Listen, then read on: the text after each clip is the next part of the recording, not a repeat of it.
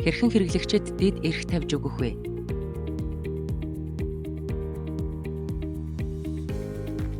Систем, менежмент цэсний систем бүртгэл хэсгийн хэрэглэгчийн эрхийг сонгоно. Хэрэглэгчийн эрх сонгоход бүртгэлтэй ажилчдын бүртгэл болон хамгийн сүүлд нэвтэрсэн өдөр харагдана. Зөвхөн админ ажилчдад дэд эрх өгнө, эрх өгөх ажилчныг сонгоно. Эрх өгөх ажилчныг сонгоход системд анх бүртгэхэд өгсөн бүлгийн эрхүүд харагдана. Дэд эрхтээр дарж ажилтнанд дэд эрх олгоно.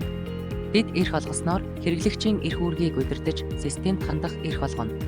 Шүүлт хийх хэсгээс шүүлт хийж эрх олгоно мөн бүгдийг сонгохыг чеклвэл тухайн шүүлт хийсэн бүх салбарын эрхийг тухайн ажилтнанд өгнө. Жишээ нь салбарын дэд эрхийг тухайн ажилтнанд өгөхөд тухайн салбарын борлуулалт болон буцаалт бараа материал ажилчдын цагийн мэдээ салбарын үлдэгдлүүдийг харах эрхтэй болно. Барааны категорийн дэд эрхийг өгснөөр ажилтан барааны үлдэгдэл болон барааны орлогыг харна.